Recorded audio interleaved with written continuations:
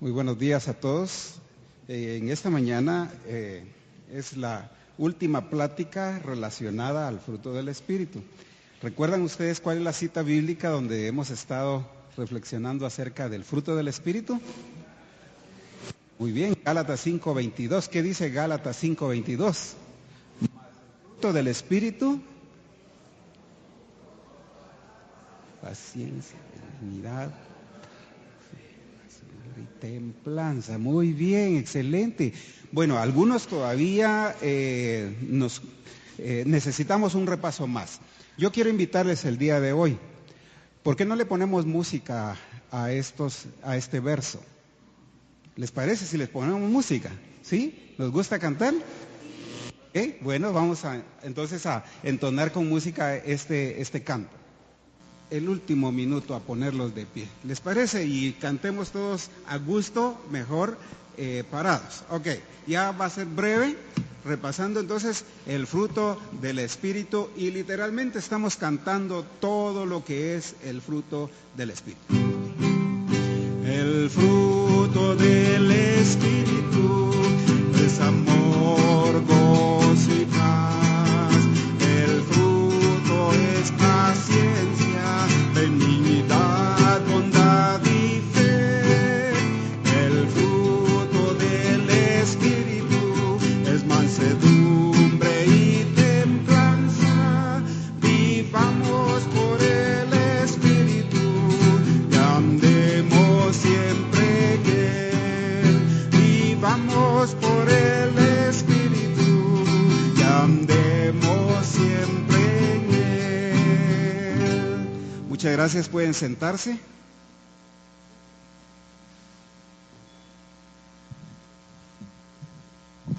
Si quieren seguir repasando el canto, lo encuentran en Celebremos su Gloria. Ahí lo tenemos de letra y música.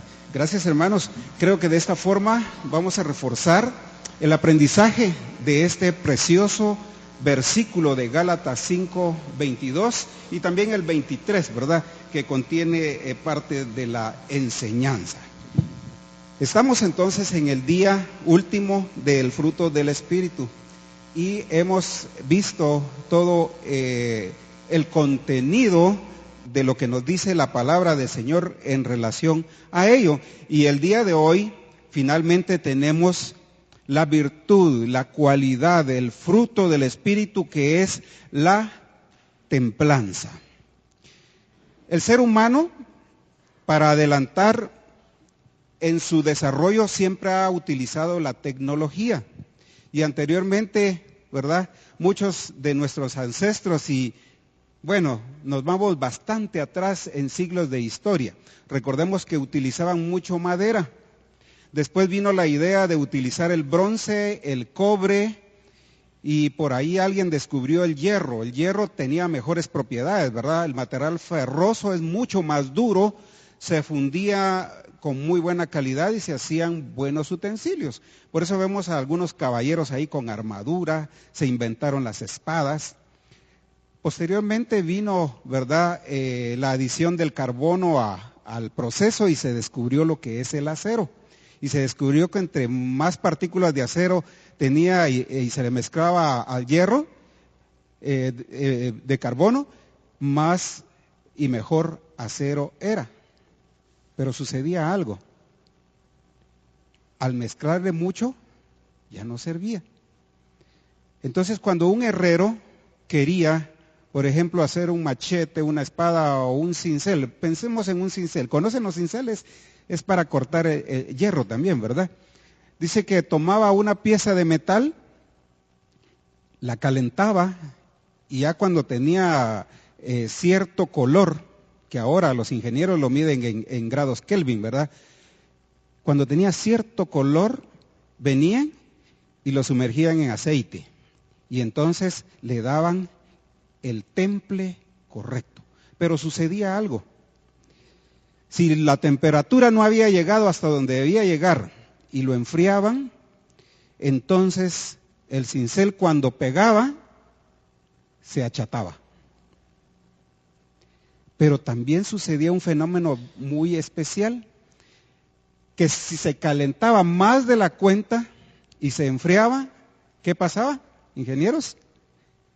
Era tan duro que se desquebrajaba.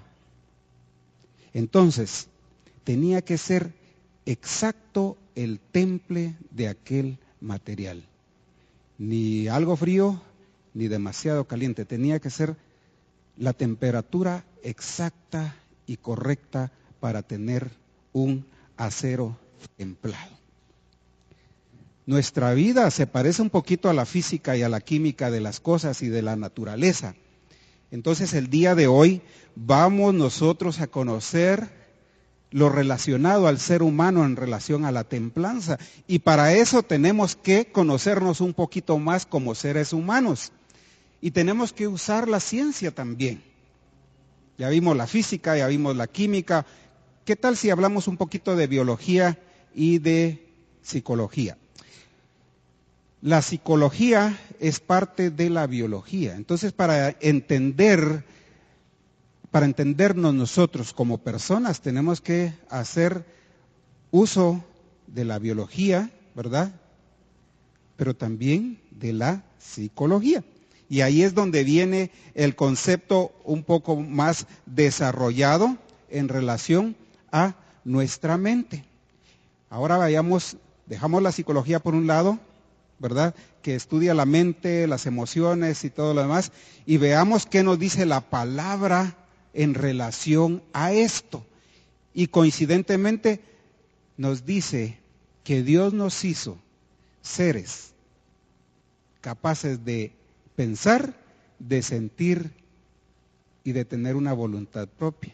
A eso se le llama imagen y semejanza de Dios. ¿Qué dice Génesis 1:26?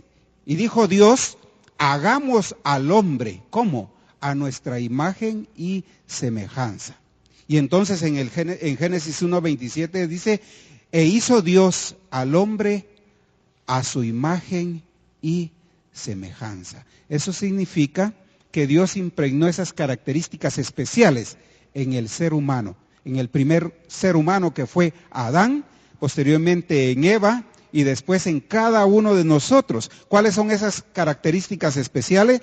Intelecto, emociones y voluntad. ¿Por qué estamos hablando de todo eso? Por nuestra definición de templanza. Veamos entonces qué nos dice el diccionario acerca de la templanza. Ya en un momento vamos a entrar a ver lo que nos dice la palabra, pero el diccionario, el DRAE, ¿verdad? Dice que la templanza es la capacidad humana o un valor personal que nos permite tener control de sí mismo. En otras palabras es dominio propio. Dominio propio. Eso es la templanza. Entonces ahí entraron si se dieron cuenta, las emociones. Dice, tener control de sí mismo. ¿Qué debo controlar yo en mí? Debo controlar mis emociones. Entendemos que Dios puso las emociones en el ser humano para mejorar nuestra vida. Una vez le pregunté a una psicóloga en nuestro grupo de estudio, le dije, hermana, ¿qué sería el ser humano sin las emociones? Y entonces hizo una revisión en su mente y todo, y me dijo, realmente no sería nada. Sin emociones el ser humano no sería humano. La adición de las emociones, Dios la hizo en su sabiduría perfecta para mejorar nuestra vida. ¿Dónde está el problema? ¿Dónde está el problema? El problema está en que las emociones han asaltado nuestra vida, han cooptado nuestra vida, han tomado el control de nuestra vida, las emociones. Entonces, hoy día, mis decisiones están en si me gusta o no me gusta, si me cae bien o no me cae bien, si me hace sentir bien o no me hace sentir bien. ¿Sí? Mis emociones han asaltado mi vida. Yo he perdido la objetividad y he perdido los principios, valores y todo, porque la emoción está tomando el control de todo. Entonces, fíjense, la templanza dice que es control de sí mismo. Y entonces, ¿en qué me enfoco cuando yo no tengo templanza? Yo me enfoco en el controlar a los demás. ¿Cuán grandes problemas se da por el control de los demás? Hoy día la vida es control. Tome el control de sus finanzas, dicen los bancos, ¿verdad? Sí, está bien, es en buen sentido. Pero a usted también lo empoderan y le dicen, tome el control de su vida, tome el control de su empresa, tome el control de su barrio, todo se enfoca a nosotros estar en control de las cosas. Cuando la templanza no está en nuestras vidas, nos enfocamos en controlar a los demás y no a controlarnos nosotros mismos. Bueno, entonces si hablamos de principios y valores, tenemos que entender qué es un valor, qué es un principio. Y todo este preámbulo es necesario para que realmente asociemos lo que la palabra nos quiere transmitir en esta mañana. Principios y valores, tanto que oímos eso. Es una persona de principios. Bueno, algunos les dicen que es una persona de principios porque todo lo principia y nada termina, ¿verdad? Pero no se refiere a eso. Una persona de principios y de valores. Escuchemos entonces la definición nuevamente del diccionario, ¿qué es principio? Principios son leyes, reglas, normas externas, exosomáticas, ¿verdad? Que orientan la acción del ser humano, que inciden también en las decisiones que a su vez definen las consecuencias, definen el destino del ser humano. Entonces los principios, dijimos, son leyes, reglas o normas, pero son externas, ¿ok? ¿Conocen ustedes una fuente externa de principios, valores, leyes, reglas, estatutos, decretos? Exactamente, tenemos la palabra de Dios. El Salmo 119, del 1 al final, si ustedes lo leen el día de hoy, en todo tiempo y en cada versículo va a mencionar los estatutos de Jehová, los dichos de tu boca, la exposición de tu palabra alumbra, los decretos a mi corazón hablan. En cada uno de los versículos menciona esto. Entonces ahí tenemos los principios.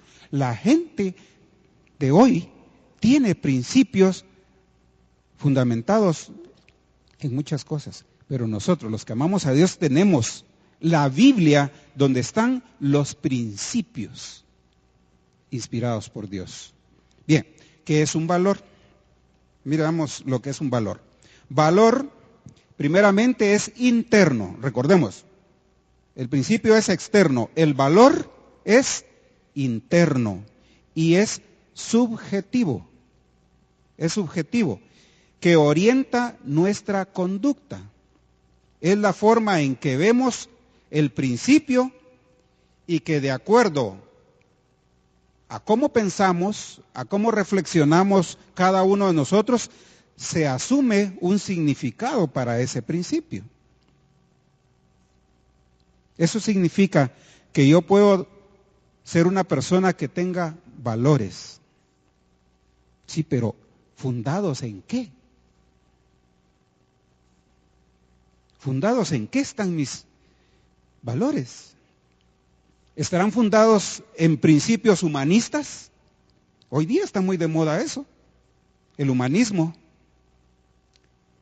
¿Estará fundado en principios relativistas? El relativismo está despedazando la humanidad.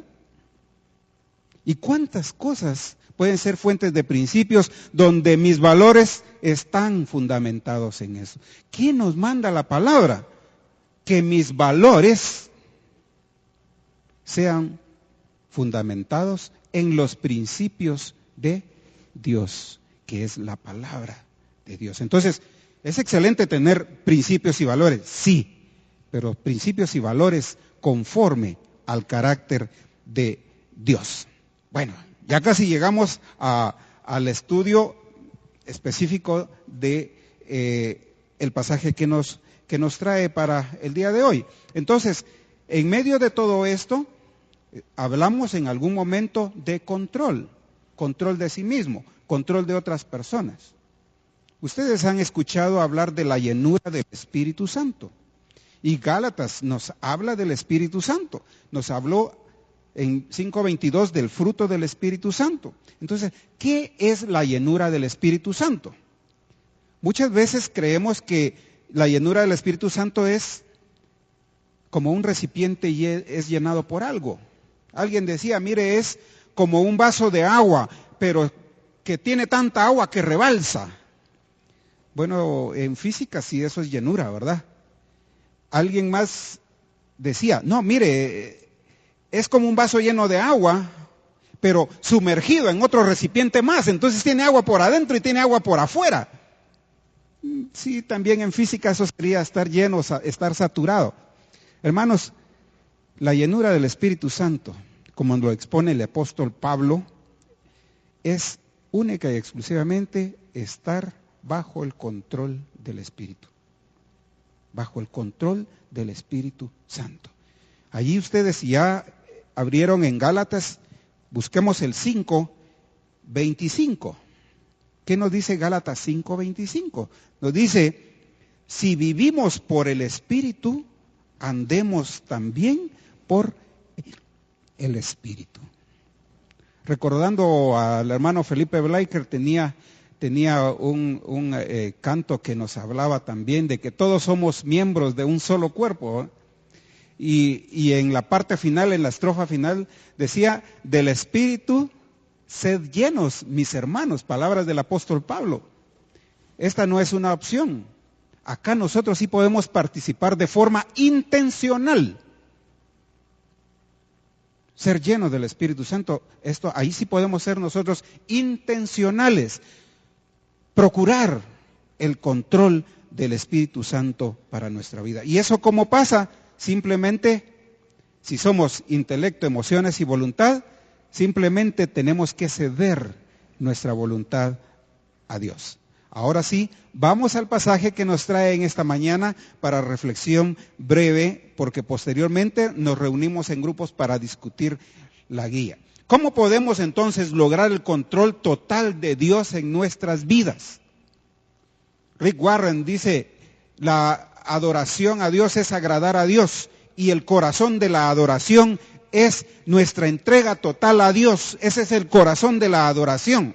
No es traer un becerro, no es que te tires y te postres en la arena o en el piso o levantes tus brazos. No es eso. Dice que es nuestra entrega total a Dios. Eso significa intelecto, emociones y voluntad. Entonces, ¿cómo traer eso a mi vida? ¿Cómo traer esa bendición a mi vida? Antes del 5:22, donde está el fruto del Espíritu, está un versículo que es contundente y dicho por el apóstol Pablo. Y quiero invitarlos a que meditemos en él. Es el 2:20, Gálatas 2:20. Cuando fui niño, este era un texto áureo, un texto de oro, era una perla, así le decían. Ahora vamos a repasar el texto áureo, decía la maestra de escuela dominical. Entonces nos enseñaba estos textos claves, ¿verdad? Pues este es un texto áureo. Gálatas 2:20.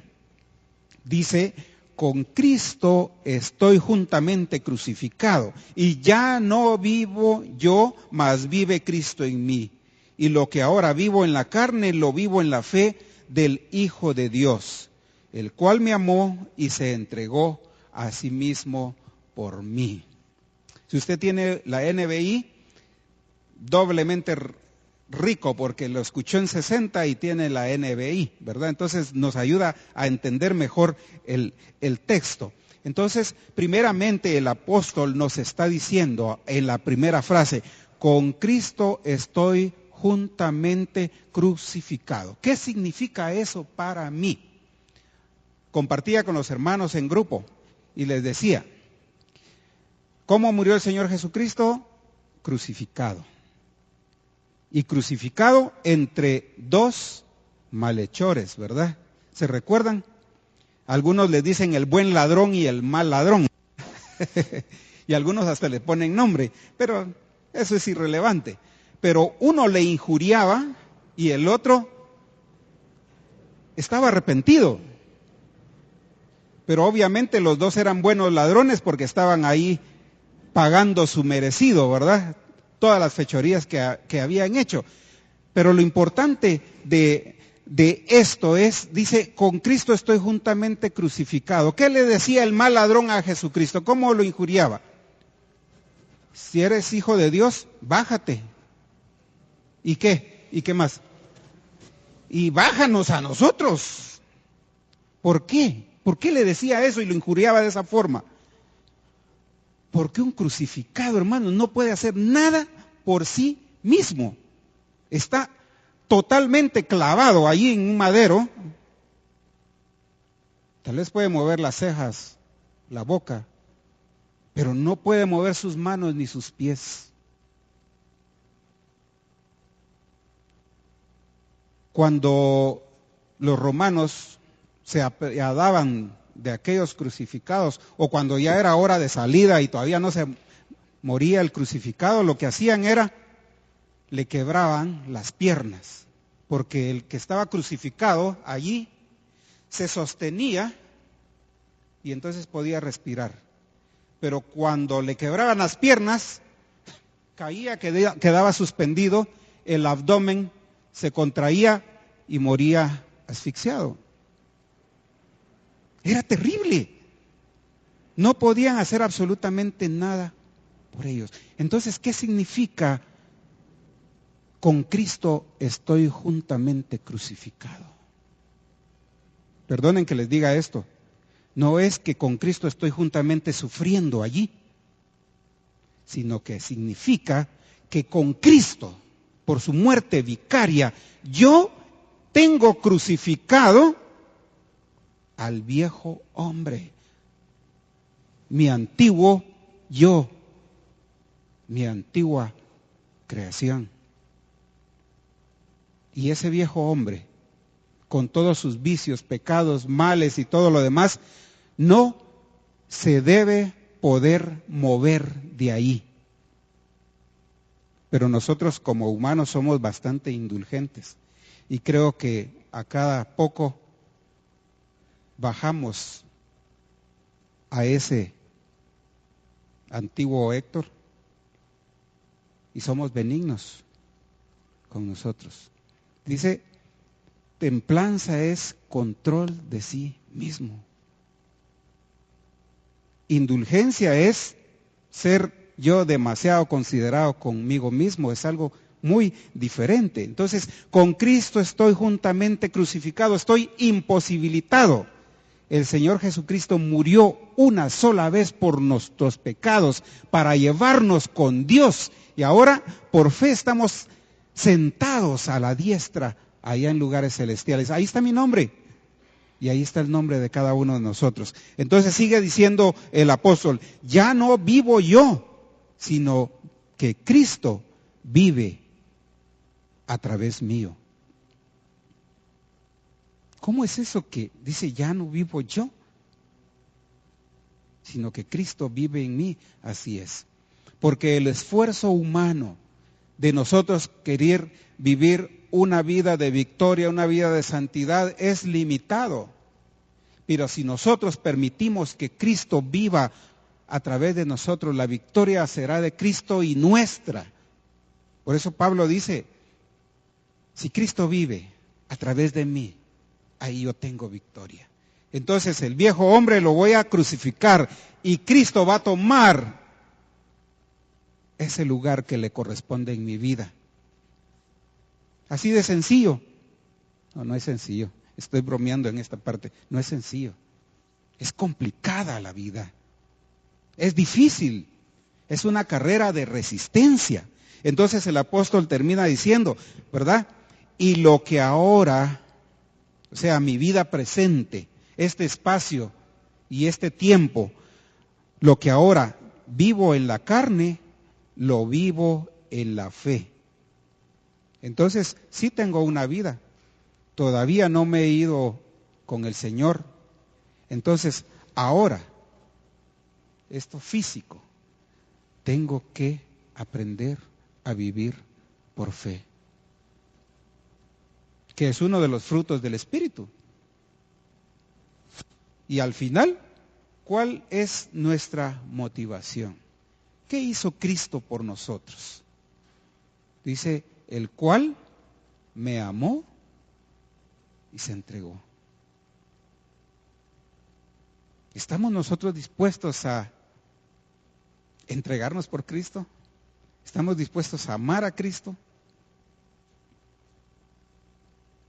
Entonces, cuando nosotros hablamos de templanza como fruto del Espíritu, el apóstol Pablo nos conmina a nosotros a que recordemos precisamente que el Señor Jesucristo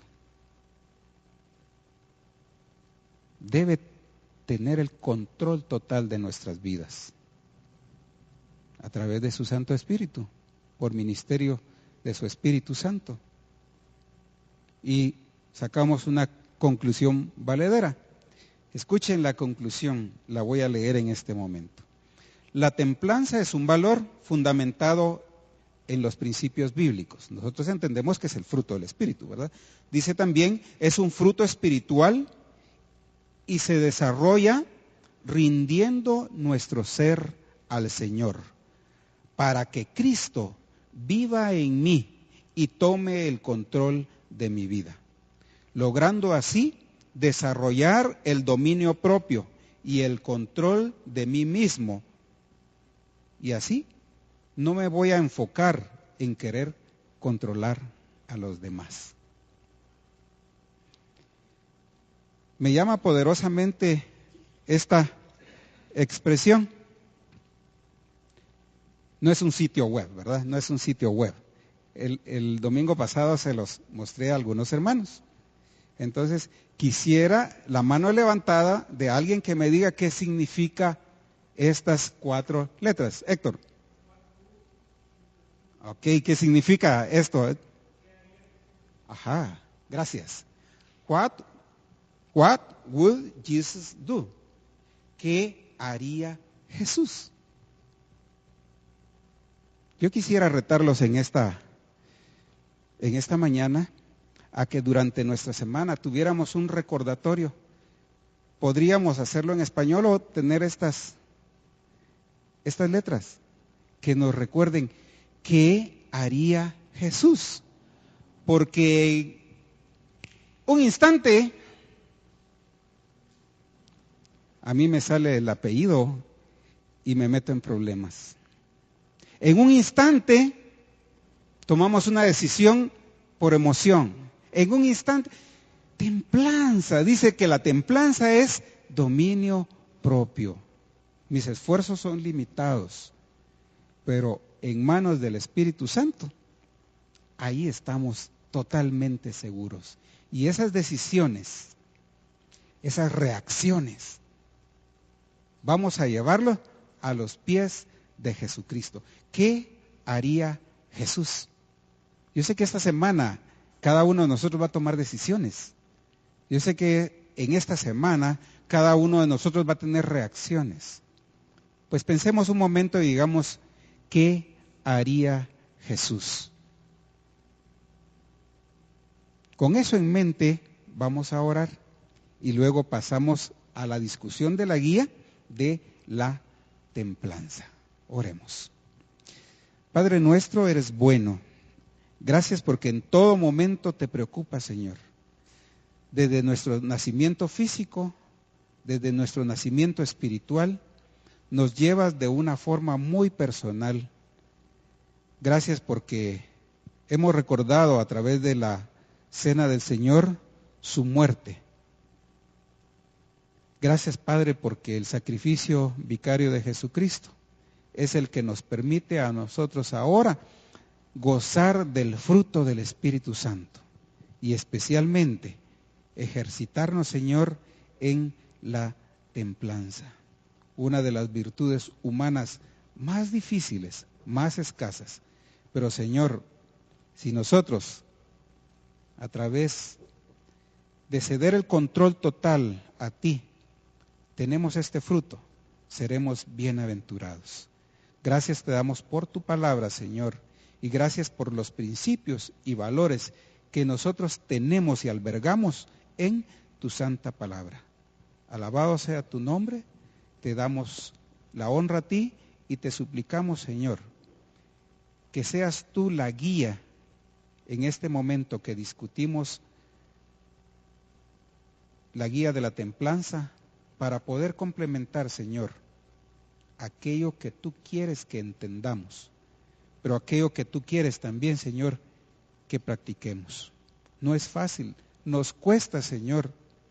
Somos como un niño, pero sabemos, Padre, que tú estás lleno de amor y tu intencionalidad, tu intención es que nosotros crezcamos y lleguemos hasta la estatura de la plenitud de Cristo. Gracias te damos, en el dulce nombre de Jesús oramos. Amén.